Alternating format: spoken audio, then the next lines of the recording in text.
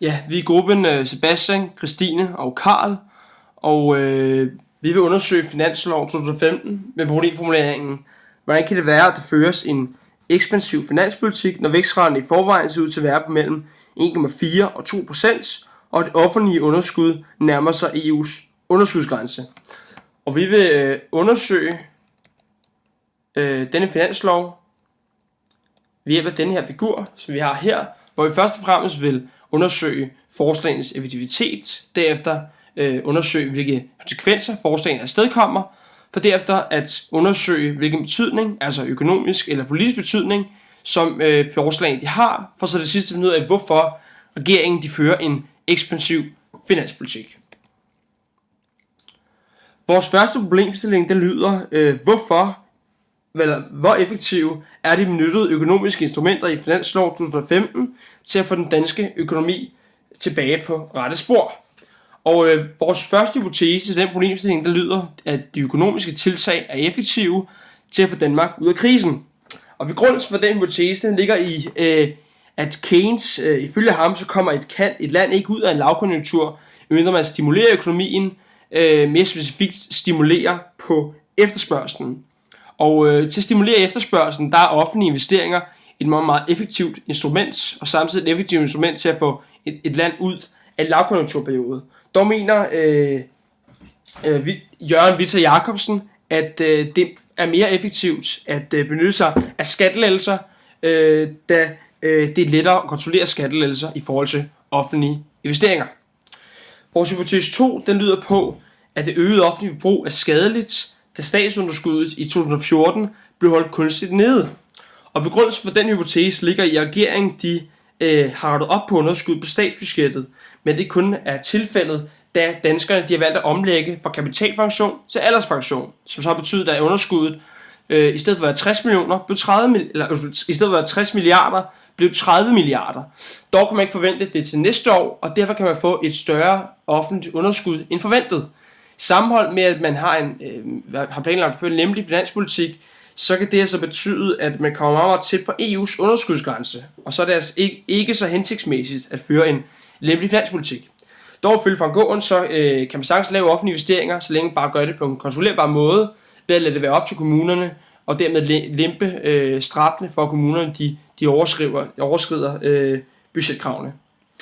Vores tredje hypotese den lyder, at det er ineffektivt, at Danmark fører en ekspansiv finanspolitik, da vi er bundet til euroen og alligevel følger eurozonens konjunkturer. Og begrundelsen for det ligger i den monetaristiske skole, hvor man mener, at et lands vækst afhænger af pengemængderne og af landets situation og valutaen. Og i Danmark de har en mere eller mindre fastkurspolitik over for euroen. Og det gør jo altså, at vi følger den pengepolitik, som den europæiske centralbank de har. Og ifølge Paul Krugman, så har det konsekvens for den danske genopretning, da vi altså ikke selvstændigt kan skubbe os ud af krisen, ligesom Sverige Sverige de har klaret sig igennem krisen bedre end Danmark, og det er ifølge Paul Krugman, fordi at de ikke følger fastkurspolitikken i forhold til den europæiske centralbank. Så for at vi kommer ud af krisen, er der behov for, at vi river os løs fra den europæiske centralbank. Og for at diskutere og konkludere på den her problemstilling, så vil sige, at på den ene side, så er offentlige investeringer effektive til at sætte gang i økonomien, men man kommenterer for, at den ekspansive finanspolitik er faretroende i forhold til statsunderskuddet, og vores eurobundne valuta sammenholdt med det, så ser det så ret ineffektivt ud at bruge offentlige investeringer. Vi ser derfor hypotese 2 og 3 som dem med størst forklaringskraft. Problemstilling nummer 2. Hvilke økonomiske udslag kan regeringens finanslov afstedkomme? Hypotese nummer 1. Tiltagene vil for alvor få Danmark ud af lavkonjunkturperioden og fuldende genopretning af dansk økonomi. Dansk Statistik lavede i maj 2014 en forbrugertillidsundersøgelse, hvor de blandt andet spurgte om: mener du, at det for øjeblikket er fordelagtigt at anskaffe større forbrugsgoder som fjernsyn eller vaskemaskiner og lignende? Eller er det bedre at vente? Der fik de en forbrugertillidsindikator på minus 5,5, hvilket ligger på niveau med det, man så i 2010.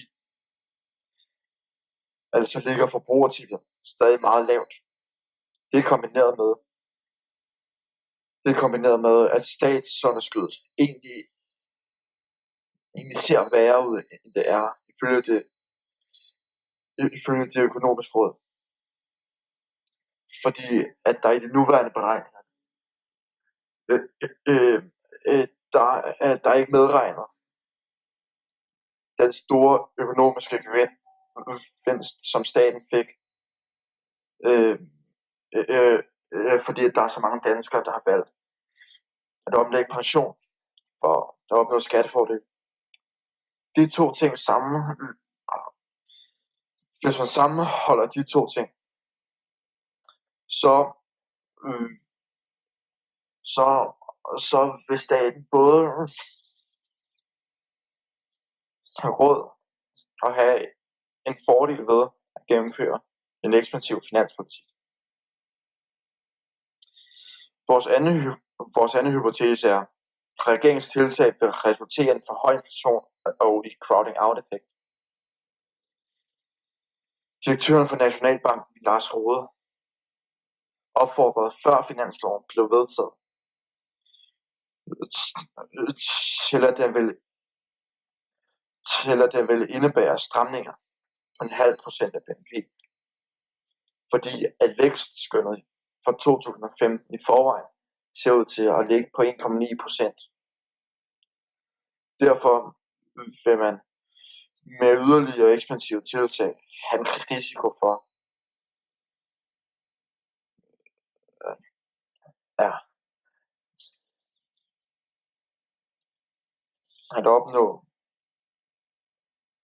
at opnå en vækst, der er større end det, man normalt vil ønske. Altså en vækst på over 2,5%. Altså en vækst på over 2,5%.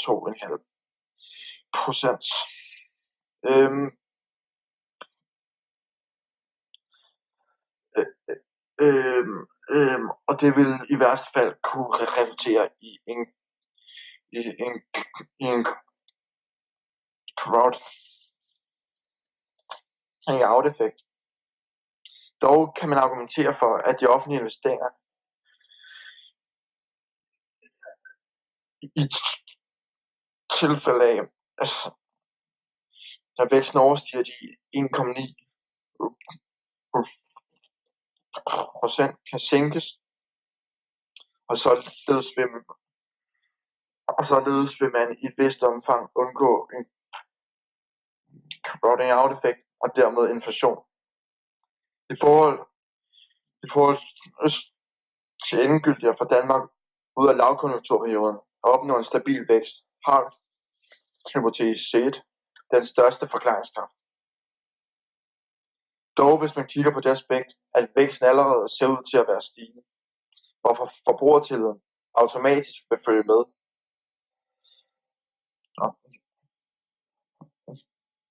Og at de offentlige investeringer således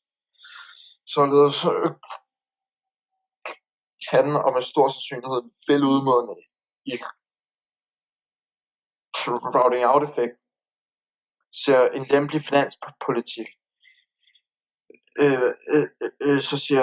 finanspolitik ikke fordelagtig ud. Så samlet set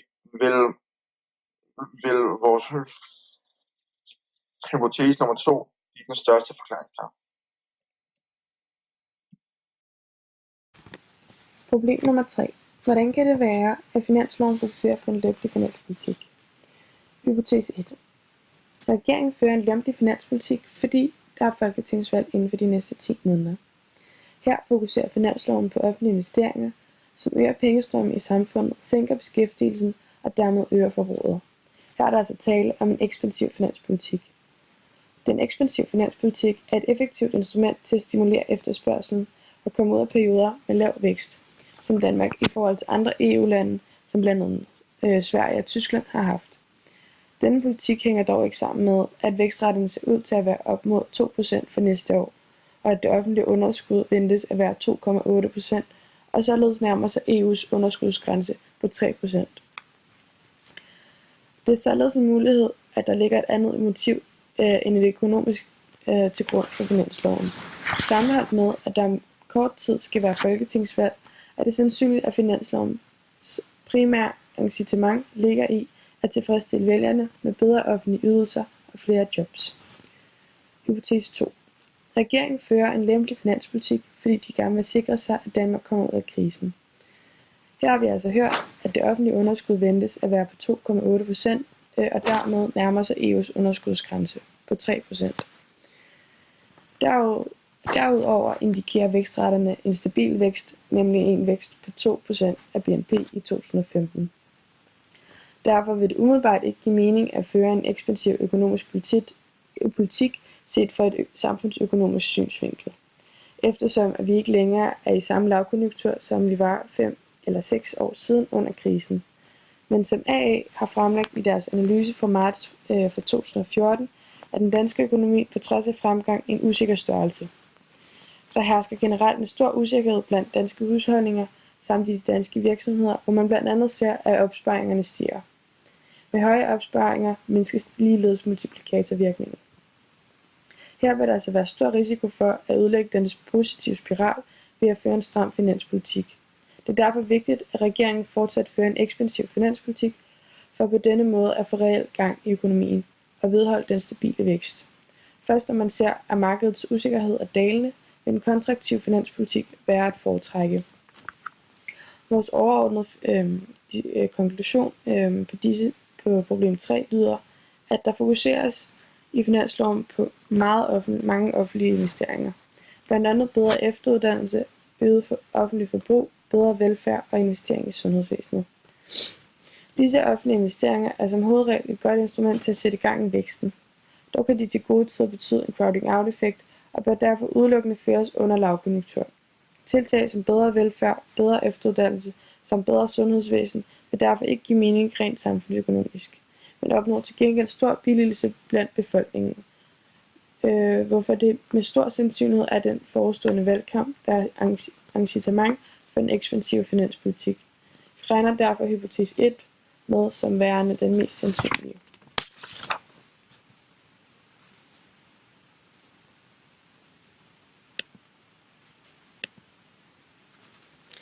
Vores overordnede konklusion lyder, at vi kommer i vores undersøgelse af finansloven frem til, at den lempelige finanspolitik herunder offentlige investeringer er et ineffektivt instrument i den nuværende økonomiske situation i Danmark. Derudover kommer vi gennem problemstilling 2 frem til, at finansloven på baggrund af de nuværende vækstrater kan afstedkomme inflation og crowding out-tendenser. Til slut finder vi ud af, at incitamentet bag den ekspansive finanspolitik kan være den forestående folketingsvalg. Vi finder således frem til, at der føres en ekspansiv finanspolitik for at skabe billigelse til regeringen blandt vælgerne.